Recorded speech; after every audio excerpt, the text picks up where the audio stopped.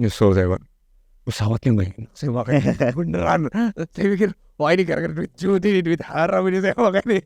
Semua Pak, pesawatnya kayak dari kuping saya kayak ditekan gini. Itu benar-benar pertama kali saya naik pesawat kok gini banget ya.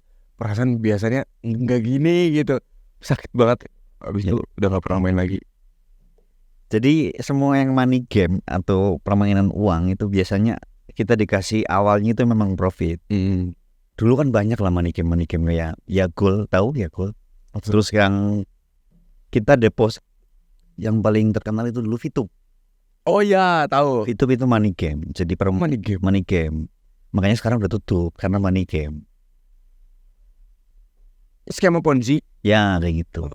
Skema Ponzi. Dari dulu saya ngikutin itu beritanya, jadi cari tahu gimana. Cuma nggak pernah kalau skema Ponzi udah tahu bahwa itu tuh scam pasti. Iya. Ya kalau kita mau untung ya kita mainnya di awal. Supaya kita di piramida paling atas. Kalau udah di waktu-waktu si aplikasinya mau tutup, dia pasti rugi. Temen saya jadi yang piramida paling atas tuh. Ada. Itu bisa dapat uang banyak emangnya. Tapi apa kita pegang rugiin teman-teman kita yang di bawah?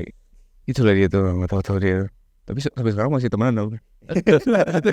Biasa aja saya Pak sama dia.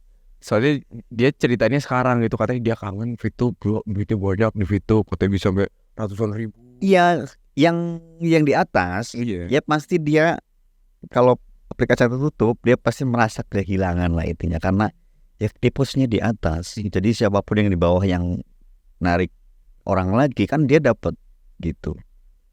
Jadi perputaran uangnya ya dari tarikan dari tarikan anggota baru dari situ.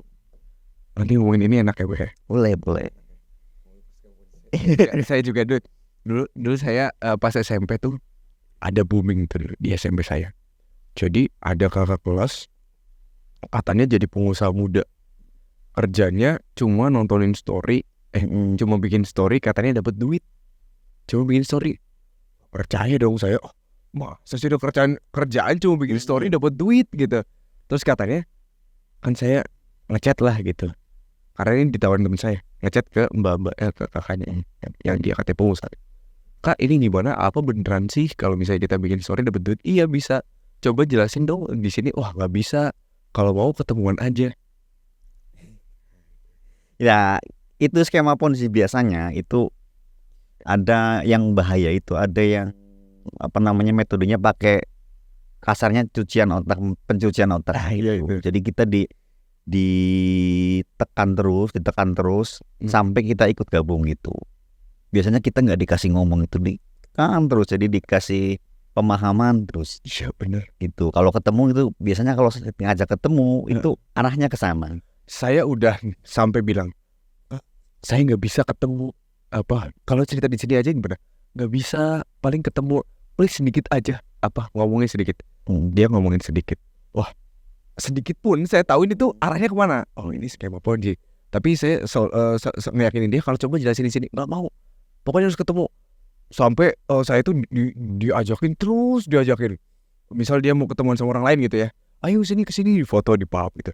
Sini datang ke kafe ini. Aku mau ketemu sama ini, ramai gitu. Gak pernah datang. Terus ada katanya acara seminar. Iya. Ayo datang ke seminar ini, nanti kamu dapat penghargaan apa gitu. Teman saya dulu pernah ini mah ditipu, karena memang ditipu ya. Jadi dari rumah itu katanya ditawarin kerja di salah satu stasiun TV jadi kru. Jadi ya walaupun kerja kasar gitu, angkat-angkat barang jadi kru. Cuma sampai sana tuh dimasukin mes. Ternyata itu jadi dimasukin ke salah satu skema Ponzi tapi yang lumayan gede lah. Jadi dia setiap hari itu cuma gitu dari mes ke tempat seminar, pulang pergi, nggak boleh kabur, nggak boleh kemana-mana. Gitu. Terus di akhir dia disuruh nyediain uang sekitar, kalau nggak salah sih 50 sama 60 juta lah gitu. Kalau nggak punya suruh gimana caranya harus punya, suruh nelpon orang tuanya buat jual sawah dan segala macam gitu. Tapi untungnya dia akhirnya bisa kabur. Itu ada loh yang kayak gitu skema Ponzi. Itu lewatnya berarti dia nggak lewat aplikasi, tapi ya kayak gitu, lewat penipuan gitu. Kayak budak malah jadi. Ya, Jadi makanya kalau pokoknya sesuatu yang istilahnya itu too good to be true lah. Jadi kayaknya kok nggak mungkin gitu, mending dihindari. Possible Hmm. gitu. Masa semudah itu gitu. Dapat duit kalau gampang sih gampang itu kayaknya semua orang kaya deh. Iya. Dan biasanya itu saya yang lucu tuh story mereka tuh biasanya duit, foto, Iya. profit muda. Ya itu biasanya bagian dari apa yang diajarkan sama yang atasnya. Jadi ini loh caranya biar kamu gampang nyari orang. Ini loh caranya. Bohong-bohong dikit nggak apa-apa. Tapi saya lihat kok berubah dari kemarin. Perasaan foto-foto duit tiap hari kok gak berubah. HP sama aja, Iya. barang-barang sama aja gitu. Ini berubah ya, berubah dikit mungkin karena ada yang masuk gitu. Nonton binatang di lapangan orkes. Selamat datang di Komputama Media Podcast. Tepuk tangan Pak, tepuk tangan. Oh mulai. Ya udah. Saya dari tadi udah mulai. Oh udah dimulai. Dari tadi kita udah direkam. Halo teman-teman semua, kembali lagi bersama saya. Akhirnya kita balik lagi ya setelah sekian lama, mungkin ada beberapa bulan ya karena liburan kita. Ya liburan. Iya, habis have fun dulu. Healing. Butuh healing. Nah, karena bentar lagi mau pensiun, saya ini harus healing dulu gitu sebelum pensiun. Nah, di podcast kali ini kita kedatangan sama salah satu pengajar di Komputama. Beliau ini kebetulan ngajar di jurusan teknik otomotif. Teknik otomotif. Ya. Beri tepuk tangan yang mulia kepada Pak Nazar. Saya tepuk tangan untuk diri sendiri. Iya. Pak Nazar apa ya? Nazar Permana. Oh, Permana. Nazar Permana. Ya itu. Oke. Boleh kenali diri. Oke, nama saya Nazar Permana. Saya di sini sebagai tenaga pendidik atau di jurusan teknik otomotif. Ya. Jadi saya udah lama di sini Mas. Dari dulu sekolah di sini, kerja di sini. Gini. Dulu juga sekolah di sini. Dulu sekolah di sini. Jurusan apa, Pak? Jurusan dulu namanya masih TKJ. Teknik Komputer dan Pengolahan Jaringan kalau dulu namanya. TJPT. Tapi disingkatnya dulu TKJ. TKJ. Oh iya. Tahun 2008. Jadi saya angkatan ketiga dulu. Oh berarti, oh iya ya kan kita 2005 ya. Berarti angkatan ketiga rame gak Pak pas itu? Itu mulai rame. Jadi mulai ada 3. Dulu kan ada 2 jurusan, Iya. Pemasaran sama TKJ. Jadi kalau angkatan atas saya itu angkatan kedua ada 2 kelas TKJ, 2 kelas pemasaran. Saya ada 3 kelas TKJ sama 3 kelas pemasaran. Udah mulai rame lah. Udah mulai dikenal lah rumput ya. Terus setelah itu masuk kerja langsung apa gimana? Enggak, saya dulu berkelana dulu kemana-mana. Berkenalan. Iya, sempat ke Kalimantan, sempat ke Jakarta, Semarang. Terus baru tahun 2016 akhir tapi kayaknya tercatatnya itu 2017 awal Januari itu saya masuk sini. Oh, kenapa tuh? Kok tercatatnya tahun 2017? Ya karena awal-awal kan akhir banget saya dulu. Di minggu terakhir kayaknya tanggal 20-an lah, 20-an Desember kalau nggak salah. Terus akhirnya di sini langsung jadi apa awalnya? Dulu itu saya awalnya di otomotif juga, jadi saya juga dulu bingung ya. Kan lulusannya TKJ. Iya, kok bisa masuk otomotif?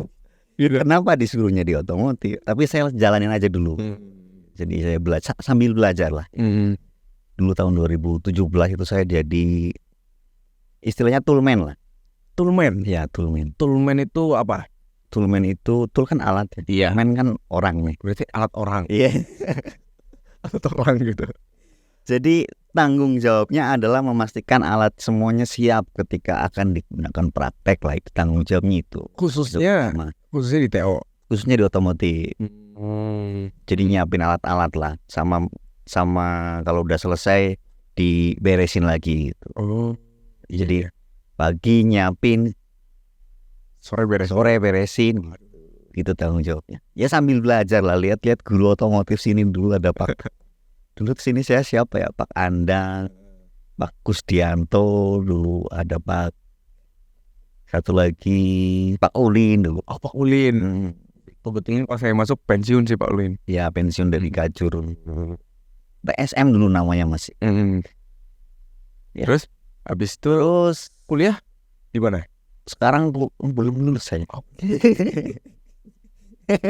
Gimana tuh, Pak? Iya, jadi sekarang masih kuliah di Banjar. Ambil apa? Jurusannya teknik mesin karena yang paling saya ngejarnya yang deket. Jadi kan udah kebetulan saya sudah berkeluarga, sudah punya anak. Jadi nggak bisa jauh-jauh gitu dari anak. Saya nyarinya yang deket, yang bisa pulang pergi gitu, juga yang waktunya bisa fleksibel lah, karena kan saya masih di sini juga. Jadi karena juga sekalian ngajar ya di sini, jadi yang ngambil Banjar dan ngambilnya teknik mesin ya, Teknik mesin, bukan otomotif. motif ya, karena yang deket itu otomotif nggak ada, jadi adanya mesin, tapi masih linear lah. Iya, ada hubungannya, Iya. korelasinya ada. Oke, itu. Mungkin di kesempatan kali ini ya, aku sendiri, saya pribadi sih tertarik sama gini. Kan dulu Pak Nazar ini lulusan TJKT. Ya, TKJ dulu namanya. TKJ, ya TKJ. Sekarang jadi pengajar TO. Ya, Kayaknya menarik kalau kita ngomongin TKJ sama TO ya, digabungin. boleh, Oke, boleh ya. boleh, bisa. Bisa. Menurut Pak Nazar deh, kira-kira ya, teknologi sekarang yang sekiranya bisa dikolabin sama TO itu apa? Kalau ngomongin teknologi ya saya kecilin aja lah ya ke jurusan yang ada di sini, TKJ. TKJ kan TJKT kan teknik jaringan komputer dan telekomunikasi. Kalau lebih kecil lagi ya komputer lah. Iya. Kalau menurut saya semua jurusan sekarang harus bisa komputer ya, karena nggak di TO, nggak di pemasaran, semuanya udah serba digital. Iya. Di TO pun kayak gitu sekarang. Ya contohnya yang sekarang kita bisa aplikasikan di bengkel TSM kan, ada motor injeksi yang harus di-scan pakai komputer. Oh iya. Ya, jadi kita harus mendiagnosanya kan lewat komputer gitu. Jadi mau nggak mau kan harus bisa ngoperasin komputer dong. Oh bisa gitu. Iya, jadi kalau motor injeksi kan harus di-scan menggunakan komputer. Ya sebenarnya nggak harus, ada scanner yang lain yang portable ada. Cuma kebetulan yang lengkap, yang informasinya lengkap itu ya biasanya yang pakai komputer gitu. Wih, disclaimer ya sebelumnya, kan saya ini jurusan TJKT. Ya, Jadi bener-bener awam banget sama teknik otomotif ya. iya. Jadi mungkin teman-teman kalau nanti ngeliat saya kok bingung, ya memang bingung. Memang saya nggak tahu apa-apa. Jadi nanti tolong Pak Nazar ya, Iya, dikoreksi gitu kalau misal saya ada kesalahan-kesalahan gitu ya. bisa, aman aja. Oh jadi kita tuh bisa diagnosa kerusakan motor injeksi Menggunakan komputer ya. Memang nggak semuanya. Jadi di injeksi kan ada komponen namanya sensor. Jadi sensor itu kan dijalankan menggunakan listrik.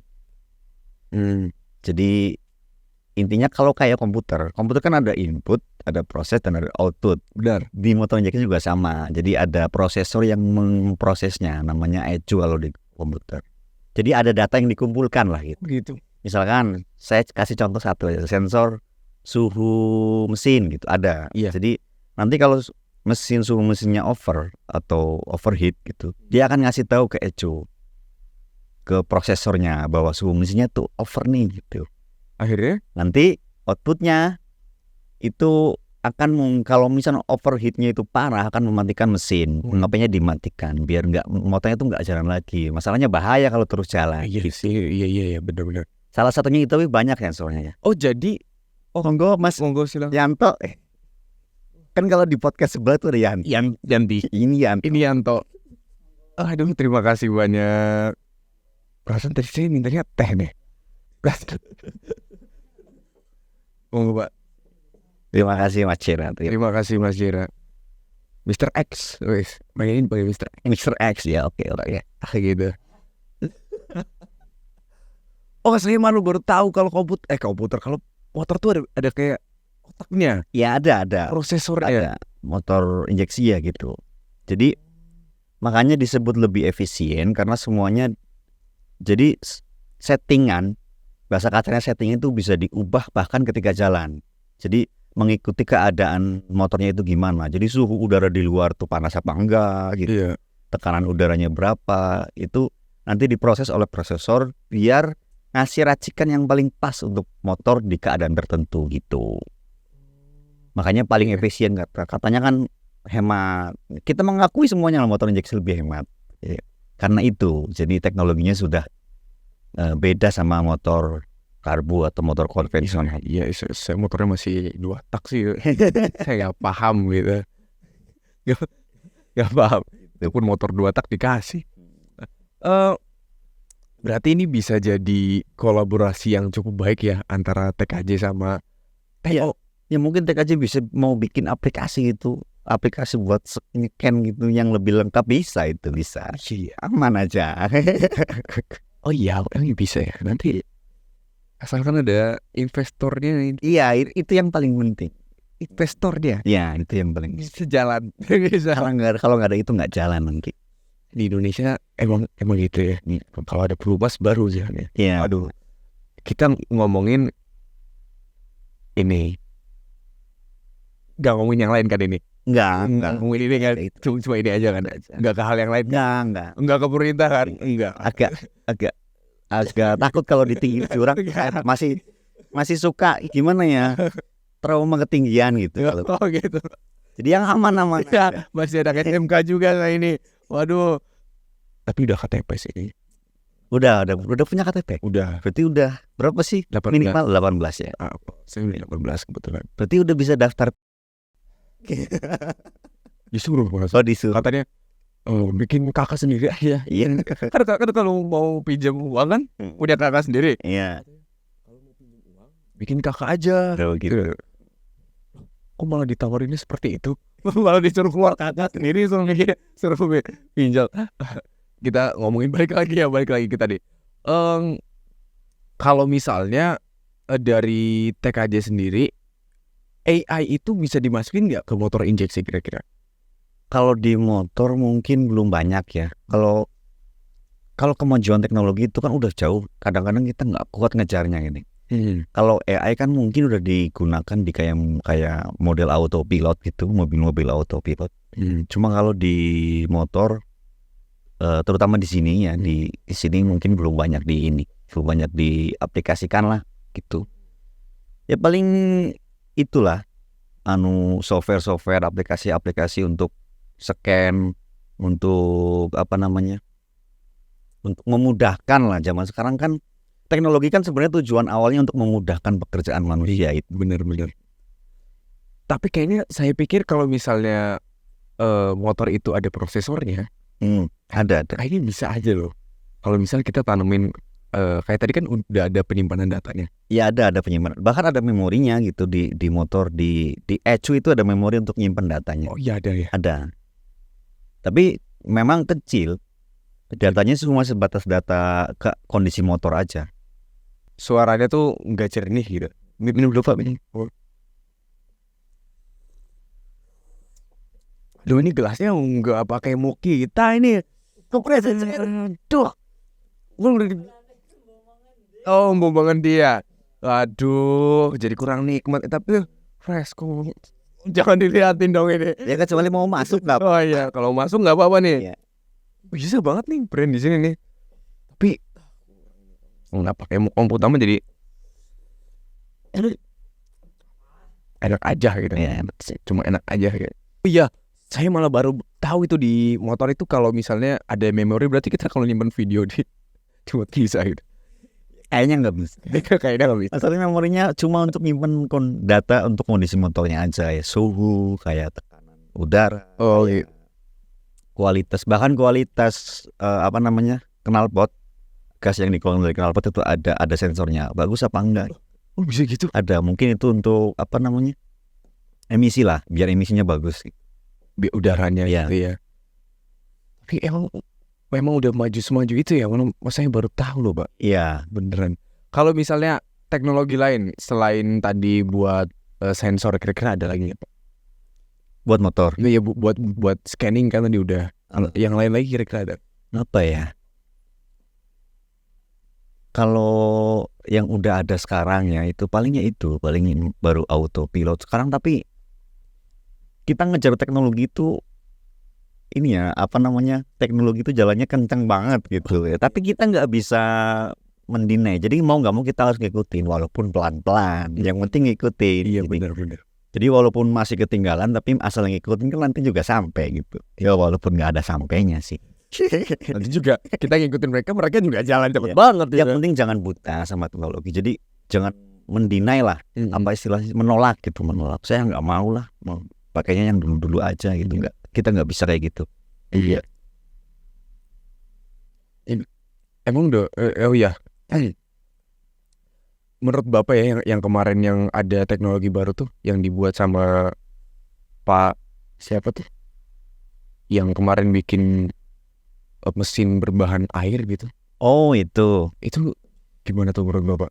itu saya kalau secara detail nggak ngikutin ya. Jadi cuma ngikutin ya dikit-dikit lah, cuma baca-baca beritanya aja sedikit-dikit. Gitu. Emang itu possible ya Pak ya? Ya Berbahan air gitu? ya mungkin possible, mungkin possible. Karena kan yang dibutuhkan untuk mesin nyala kan sebenarnya kan ledakan. Ya, seperti hydro itu atau air itu kan bisa membuat ledakan bisa. Cuma mungkin efeknya belum bisa diminimalisir lah. Jadi masih butuh penelitian lagi. Kalau menurut saya sih itu sepengetahuan saya. Iya benar-benar. Oke. Tadi kita udah masuk ke TKJ, teknologinya scanning dan lain-lain. Tapi sebenarnya ya, yang paling bikin saya tertarik sama Pak Nazar ini dan ngundang ke sini tuh tentang kenakalan remaja. Intinya tuh di situ sebenarnya. Tadi tuh cuma bawa-bawa aja, narik-narik, biar durasi panjang. Oke lah ya. Jadi teman-teman kalau nge-skip ke sini, wah pas banget. Karena memang ini tujuan manggil Langsung ke menit ini aja langsung ke menit ini aja. Yang tadi tuh ya boleh ditonton ya, boleh. Mungkin bermanfaat gitu kan ya. Yang ini mungkin lebih bermanfaat lagi buat teman-teman yang remaja. Ya, saya bisa nyambung dari yang tadi. Jadi intinya teknologi itu kita nggak bisa mendinai, nggak bisa menolak ya. Jadi kita harus ngikutin, walaupun pelan harus ngikutin. Cuma intinya kan banyak orang yang ngomong teknologi itu seperti pedang bermata dua. Jadi bisa negatif, bisa positif. Ya, bisa merugikan, bisa menguntungkan. Yang paling dirasakan sekarang ketika kemajuan teknologi kan kemudahan akses, kemudahan informasi, kemudahan kita mau nonton apa aja kan bisa. Iya benar. Mau lihat apa aja bisa, mau baca apa aja bisa gitu. Jadi kemudahan akses. Ya, itu bisa dimanfaatkan di hal positif atau negatif. Benar. Gitu. Jadi itu udah resiko teknologi. Antara kita mau dipakainya buat nonton yang pembelajaran yang bisa menambah wawasan. Iya, contoh gampangnya gitu. Wawasan yang baik atau wawasan yang seharusnya kita nggak pernah tahu. Iya bisa gitu. Jadi kalau gampangnya gini, jadi kalau misalkan anak TO lah ya, habis misalkan pelajaran scanner kayak tadi, masih bingung kan bisa nonton YouTube tuh, kan di YouTube udah banyak itu pasti. Apalagi di YouTube TO komputer. Iya benar itu. Bener banget. Apa ya YouTube-nya? Otomotif komputer. Langsung di subscribe aja. Subscribe tonton. Iya. Jangan lupa subscribe di sini juga. Itu memang uploadnya agak apa namanya agak tidak sering gitu. Cuma ya kan biar kualitasnya itu bagus makanya nggak dijeda-jeda aja. Oh gitu. Iya. Bener. Karena sesuatu yang indah atau yang keren kalau di sering temu kan sering kelihatan kan jadi biasa aja gitu. Iya. Jadi sengaja gitu. Memang sengaja gitu. Sengaja dicarain gitu biar spesial gitu kan. Biar spesial. Biar nunggu. Tapi ada yang nungguin Pak. Ada ya. Saya subscriber Pak. Siap. Baik lagi tadi yang negatif. Nah itu yang negatif juga banyak. Cuma ya mau gimana lagi itu tetap jadi resiko teknologi. Jadi kalau memang kenakalan remaja kan masih dalam lindungan orang tua ya. Benar. Jadi mau gimana pun itu jadi resiko orang tua. Jadi gimana caranya biar si remaja itu nggak masuk ke efek negatif dari teknologi. Contohnya kan ada sekarang yang rame kan cyberbullying atau pembulian dunia maya gitu. Iya benar. Jadi karena kita di dunia maya kan bebas ngomong, bebas ngetik, bebas ini itu. Jadi tidak terkontrol. Kalau anonim ya. Iya, kita bisa jadi anonim, bisa jadi siapa aja di situ. Jadi tidak terkontrol. Jadi kita walaupun tadinya kita nggak ngelakuin itu ya, kita juga bisa masuk ke situ. Kayak misal kita main game kan banyak yang toxic tuh, toxic. Apalagi game, salah satu game lah ya. Mobile Legends. Iya, jadi kita ikut-ikutan toxic. Iya.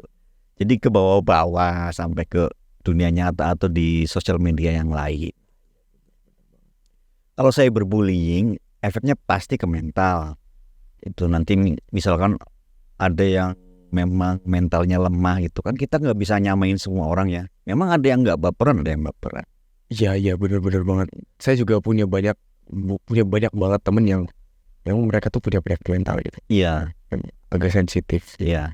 Jadi ada yang sensitif, ada yang enggak gitu. Itu bahayanya kalau di dunia sekolah ya. Misalkan saya contoh yang lebih kecil aja di grup WhatsApp lah. Misal kalian kan pasti punya ya grup WhatsApp yang nggak ada gurunya. Pasti punya. Benar. Iya. Ya, punya.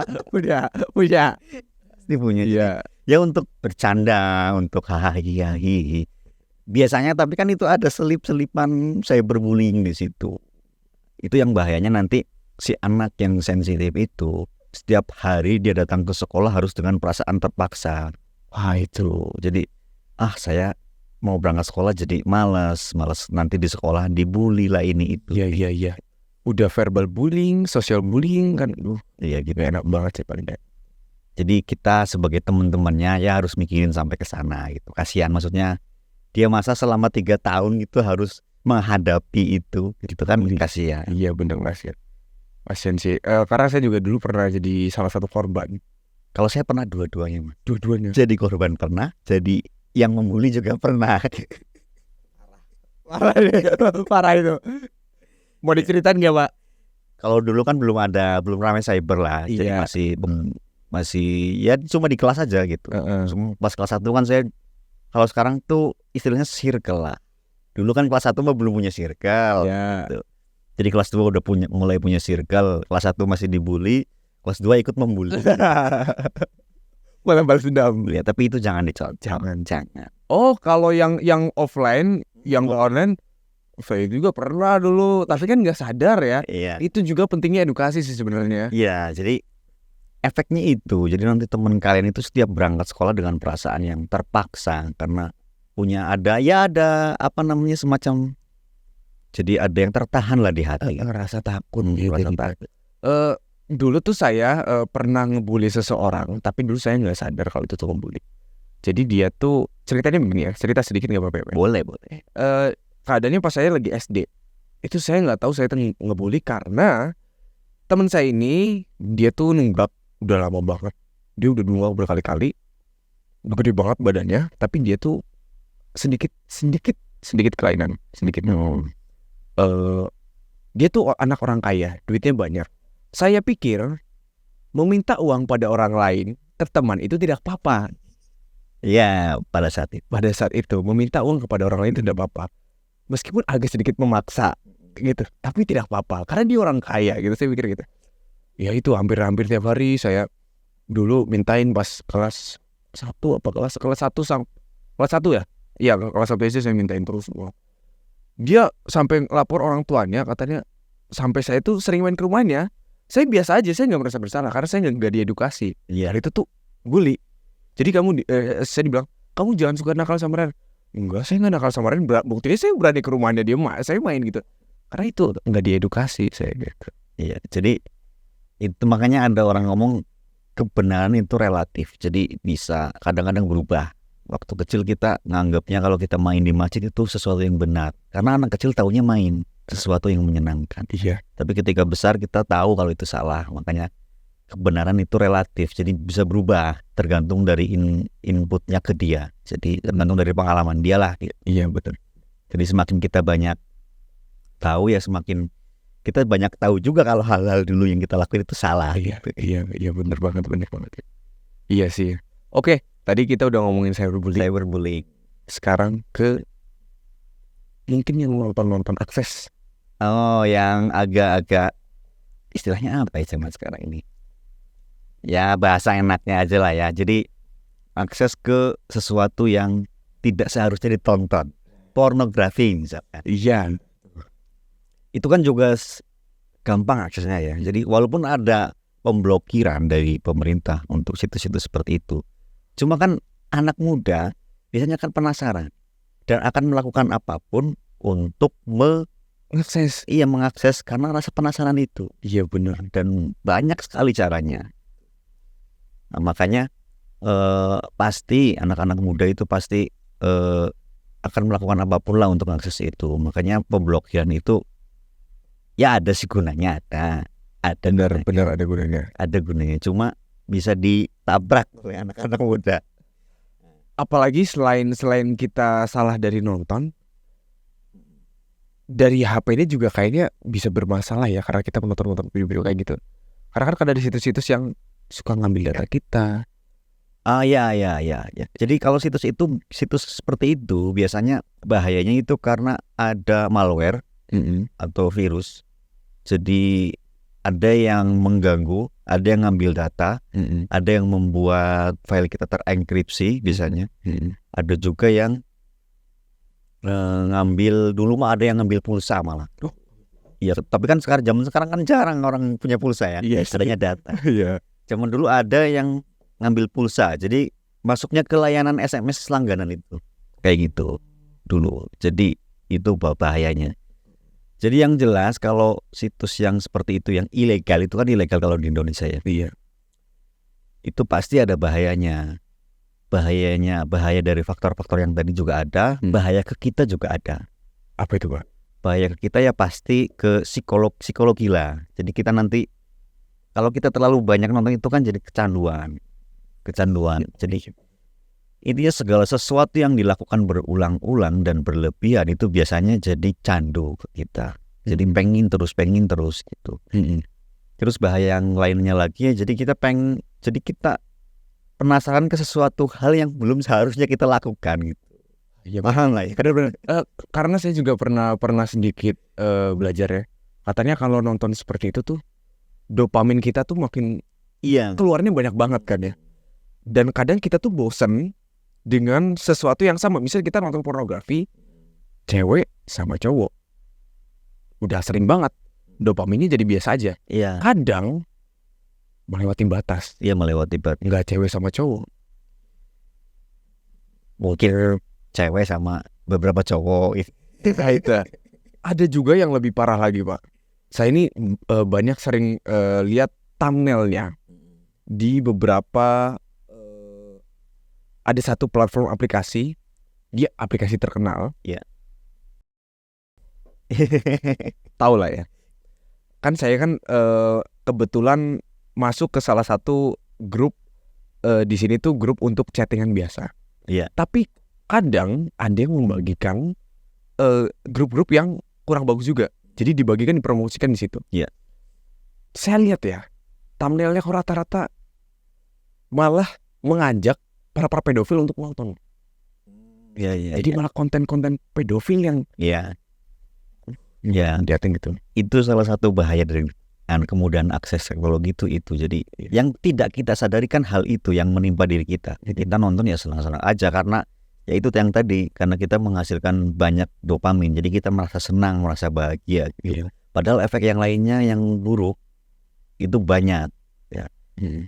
Nyandunya itu yang bahaya. Jadi mungkin kalian itu bertahun-tahun tidak akan cukup untuk menyembuhkan kecanduan dari itu. Iya benar. Jadi intinya segala sesuatu yang ditonton berlebihan atau dikonsumsi berlebihan itu biasanya akan ada efek candunya. Efek candu sama efek psikologinya. Psikologi, iya. Di online juga saya banyak lihat Kak, beberapa orang gitu, misal ada video ada anak kecil kebetulan cantik, di komennya tuh wah. Ya, itu kan karena ketidaktahuan informasi atau ketidaktahuan bahwa hal itu tuh salah, hal itu tuh efeknya buruk. Jadi kan kita anggap itu benar. Ya namanya juga cowok ya kayak gitu. Padahal makan efeknya kurang bagus banget itu. Waduh, parah sih, parah. Ya itulah.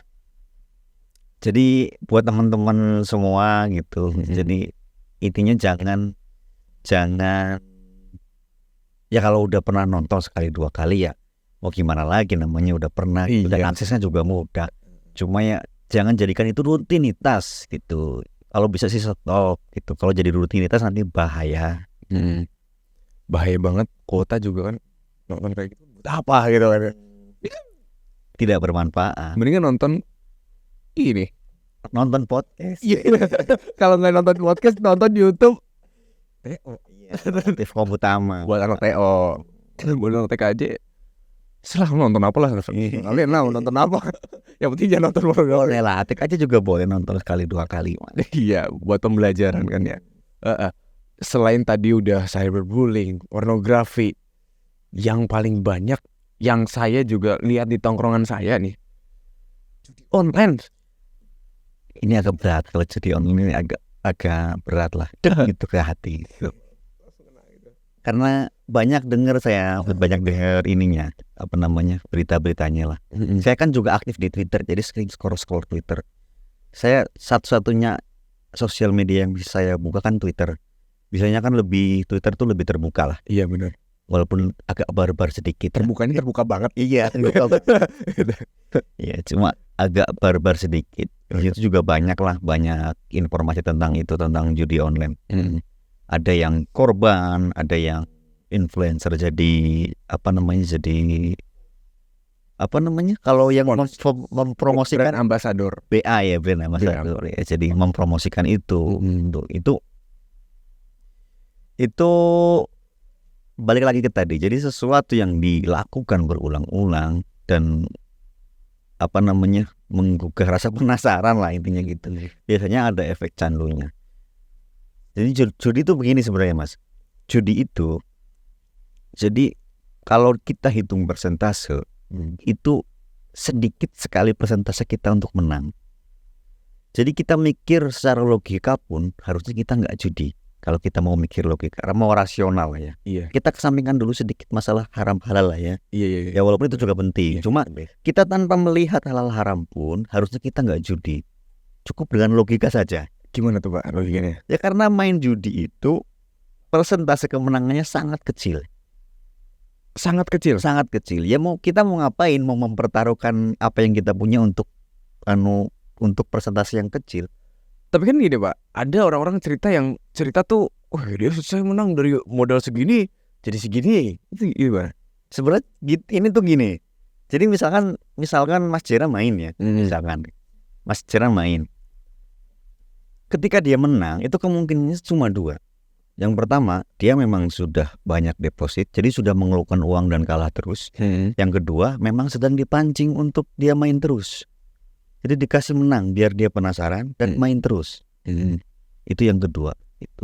Sedangkan ketika kita cerita sama teman, kan ceritanya memang menangnya aja. Saya habis menang loh sekian juta gitu misalkan. Tapi kalahnya nggak diceritakan.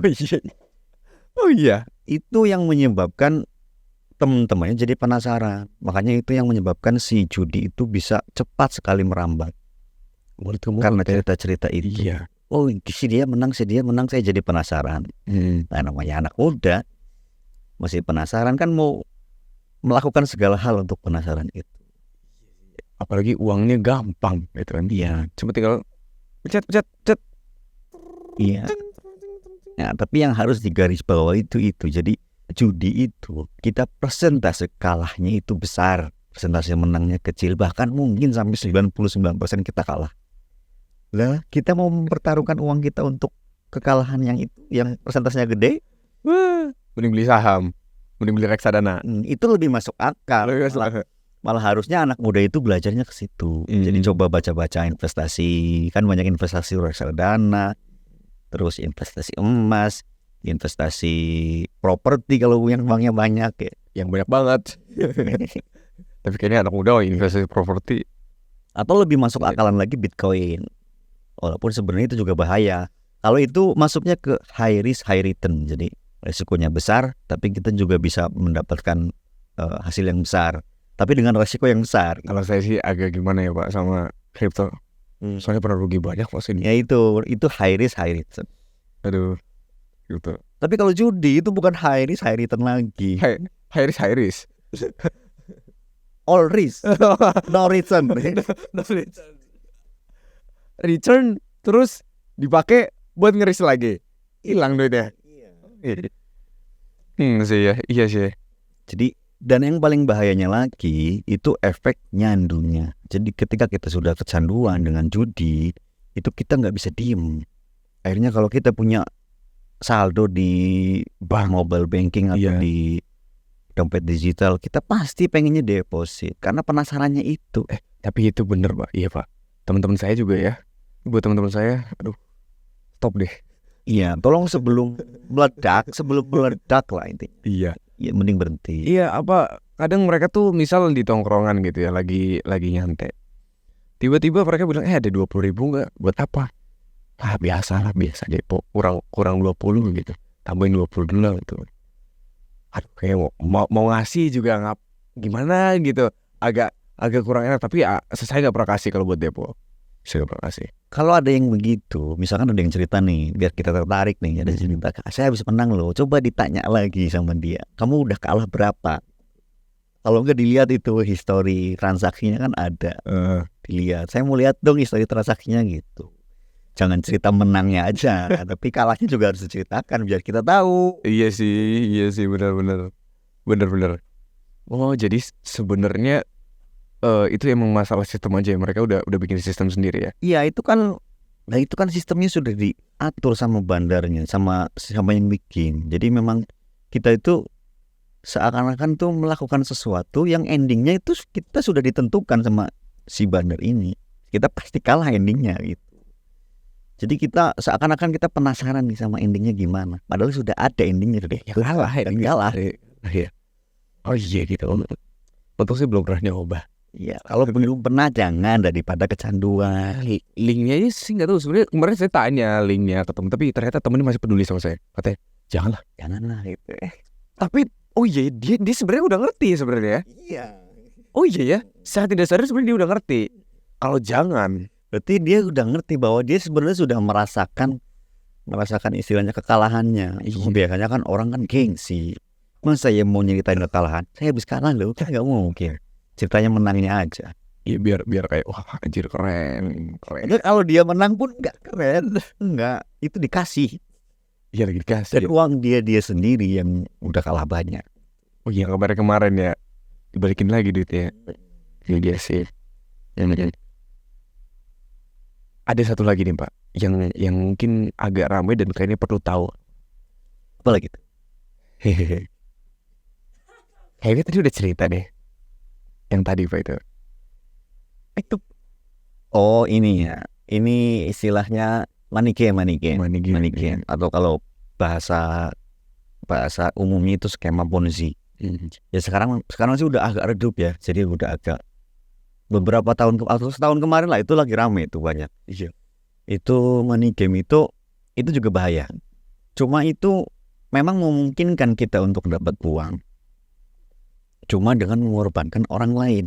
Biasanya yang dikorbankan teman dekat kita. Ya. Iya sih. Jadi kan money game gini ya. Jadi ada satu aplikasi, misalkan satu aplikasi keluar nih.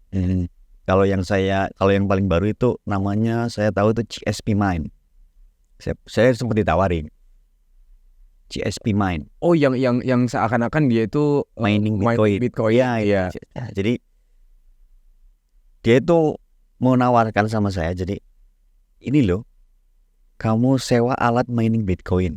Harga sewanya misalkan $20. Dan setiap hari kamu akan dapat $10 dalam 5 hari. Kan kita untung tuh. Iya. Jadi 50 kan untung $30 tuh. Iya. Nah, itu tuh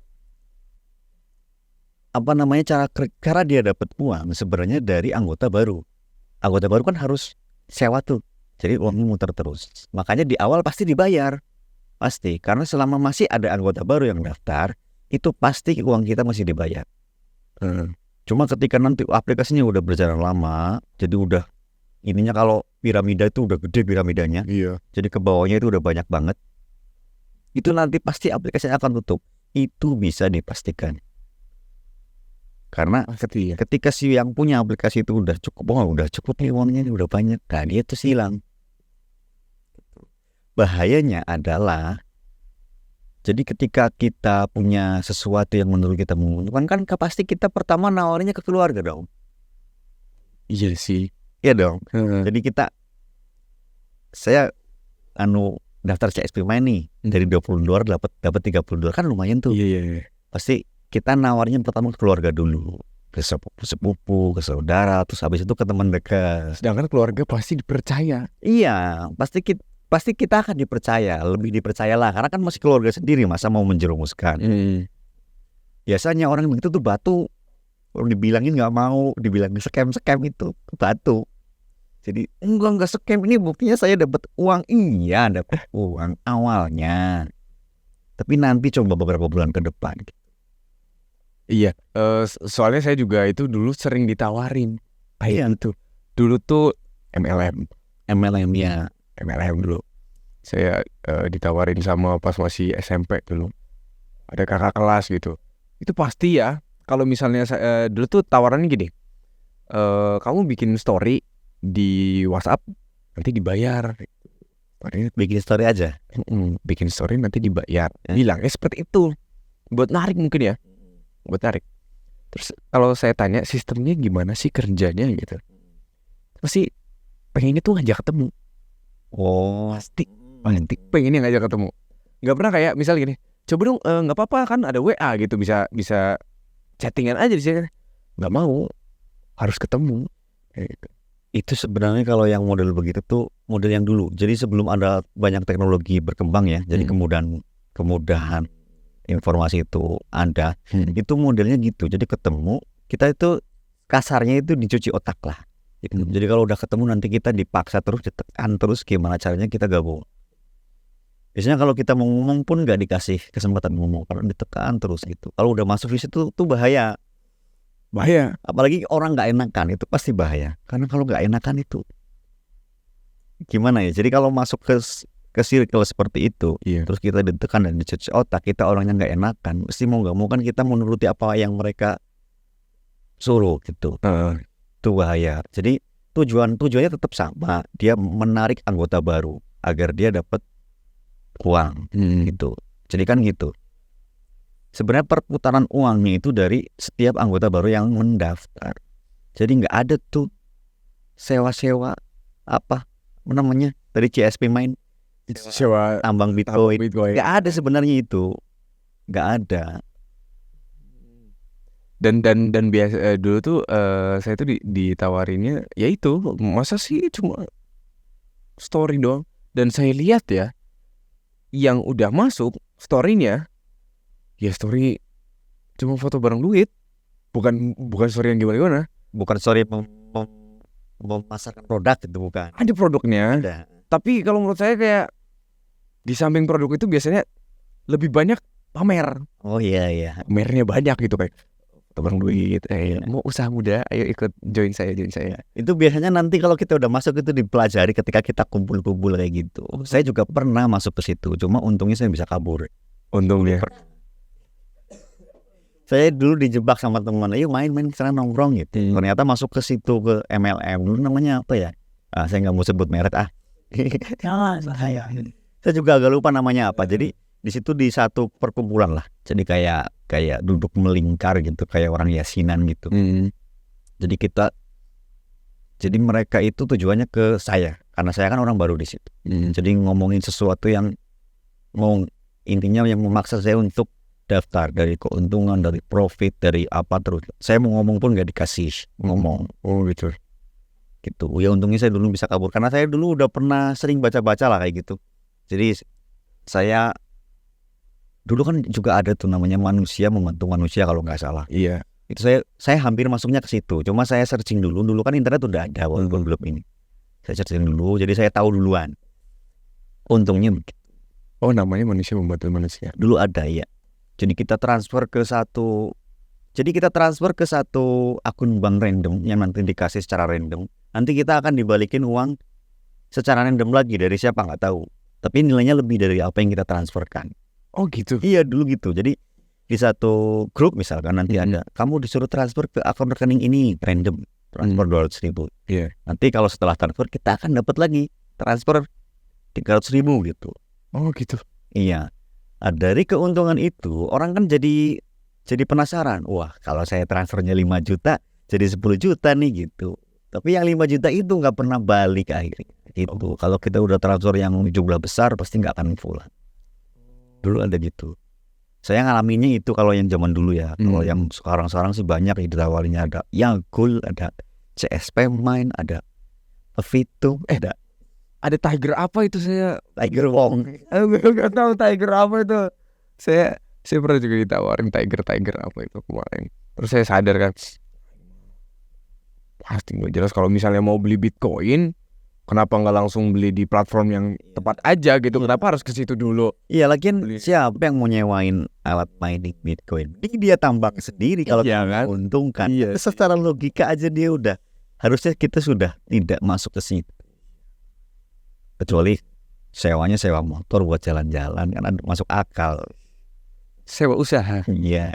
Sewa sawah gitu kan masuk akal. Sewa alat tambang Bitcoin. Tapi yang nggak tahu, mungkin di luar sana ada yang beneran sewa tambang Bitcoin terus gak laku gara-gara ini. Mungkin ada. Iya. Mungkin. Oke. Tapi kan balik lagi yang paling bahaya adalah kalau kita memang berada di atas, kita memang bisa untung dari skema Ponzi, bisa. Kalau kita main di awal-awal. Cuma kan kita untung mengorbankan orang di bawahnya. Apalagi biasanya orang yang kita tawarin kan saudara kita sendiri. Itu dia. Gitu. Jadi yang harus digarisbawahi sebenarnya itu. Jadi kita untung, tapi yang di bawah ini, yang di bawah mengalami kerugian. Ini bisa besar. Saya juga kan nonton juga tuh cerita yang awal dia pembuat skema Ponzi itu, yang dia nipu orang. Emang sih dia, waduh, duitnya banyak banget. Iya, dari kayak gitu. Dari kayak gitu ya. Dosa itu. Kayak gitu ke orang parah. Orang kan cenderung skema Ponzi itu pasar paling besarnya Indonesia. Paling besarnya. Padahal yang bikin nggak tahu orang mana yang bikin. Orang luar kalau nggak salah. Iya, yang bikin di luar. Memang dia pasti punya kayak semacam anggota lah di sini. Itu Indonesia itu pasar yang besar. Karena orang Indonesia itu banyak tertarik dengan segala sesuatu yang instan. Jadi bisa dilipat gandakan secara instan. Benar. Jadi masih banyak yang seperti itulah kayak. Makanya siapa namanya Dimas Kanjeng itu masih punya banyak duit. Oh iya ya sih, punya banyak jemaat karena banyak yang mau dengan hal seperti itu yang. Oh sekarang masih. Sekarang sih enggak. Sekarang sih. Oke. Dulu kan banyak kan. Iya banyak banget. Jadi sistemnya sama lagi di Dimas Kanjeng tuh. Iya kan, dia juga menawarkan penggandaan uang sama dengan skema Ponzi. Sama juga ya. Penggandaan uang. Iya sih. Intinya sesuatu yang too good to be true atau kok kelihatannya gampang, kok kelihatannya nggak mungkin gitu, Possible banget. Itu mending dihindari. Kita yang realistis aja lah, yang maksudnya masih masuk ke logika kita. Kalau yang masih masuk ke logika saya itu masih nuyul doang sih. Nuyul apa? Nuyul Bitcoin. Bukan. Nuyul ref. Malah saya nggak tahu itu. Ada itu Pak. Dia tuh, aduh jangan jadi nanti salah lagi saya ngomong itu. Ternyata nggak bener lagi. Ada tuh. Ya nge-JB lah. Yang lagi ngetren sekarang tuh anak-anak tuh pada nge-JB. IJB apa sih? Nge-JB tuh kita tuh jadi perantara jual beli akun. Jadi kita perantaranya. Jadi misal ada Yang dijual akun apa? akun game. Oh, akun Game. Jadi misal si A mau jual akun B ke si B, tapi takutnya akunnya nggak ada atau duitnya nggak ada. Jadi kita jadi perantara. Sini akunnya ke aku, duitnya ke aku. Kita pastiin. Kalau zaman dulu itu rekening bersama, rekber. Iya rekber, sama ya rekber gitu ya. Itu aja ya Pak ya. Yang aman gitu, yang halal juga kayaknya juga. Rekber gitu kan ya. Jadi itu beberapa lah ya, teknologi itu kayak gitu. Jadi ada hal negatifnya yang ya itu jadi resiko kita bersama lah. Ya kalau dia nggak masuk logika ya hindari aja gitu. Oke, tadi kita udah ngomongin dari TJKT ke mesin, ke kenakalan remaja, cyberbullying, pornografi. Waduh, banyak banget ya. Udah panjang itu sih. Padahal kalau misalnya kenakalan remaja doang ya tadi panjang juga ya. Sebenarnya ini juga bisa dipanjangin kemana-mana. Coba Bisa. ya mungkin kita durasi Ya durasinya udah terbatas ya. mungkin nanti part 2 kalau misalnya ada. Boleh. Kalau bisa Aman aja, aman. Iya, kalau misalnya ada yang mau diomongin lagi gitu. Kopi dulu ini. Mas Jera ini gimana sih? Saya juga pengen merasakan loh ngopi di gelas Komputama gitu. Katanya kan rasanya jadi gurih, ada gurih-gurihnya itu. Gelas nggak well ini. Tapi saya ngapresiasi ini alat podcastnya enak banget ini. Headsetnya enak, mic-nya kedengarannya enak, luar biasa emang animasi. Wah, saya tuh juga Nanti juga yang jadi host yang selanjutnya, insya Allah bukan animasi. Tapi ya Insya Allah dari animasi. Insya Allah animasi. Ini di belakang layar, bener animasi tim produksi. Tim produksi. Oke teman-teman, sekali lagi terima kasih buat yang udah mau nonton sampai akhir, dan semoga video ini bermanfaat buat teman-teman ya. Kalau misalnya teman-teman kira kalau ini bermanfaat banget gitu buat keluarga atau buat teman-temannya teman-teman, bisa di-share. Kalau iya bisa di-share ya ke teman-teman bukan teman-temannya. Dan buat Pak Nazar, terima kasih juga udah mau sharing ya cerita dan pengalamannya ya. Itu pengalaman pribadi kan tadi? Ya ada beberapa. Ada beberapa pengalaman pribadi ya ternyata. Oh gitu, emang tepat kita panggil Pak Nazar ini ya. Oke, jangan lupa klik like, komen, dan subscribe. Komennya jangan cuma diklik doang, tapi di komen gitu. Mungkin feedback, dan juga follow akun-akun SMK Komputama dan akun-akun KMC juga ada. Nanti ada di deskripsi ya. Kayaknya semua link ada di deskripsi deh, ada ya. Link yang tadi juga link. Oh itu aduh bahaya itu. Oh itu nggak ada ya? Oh yang itu nggak ada. Malah kita jadi ngepromosiin nanti jadinya. Sama aja kayak content creator yang itu. Oke, thank you semuanya and see you next time. Bye bye.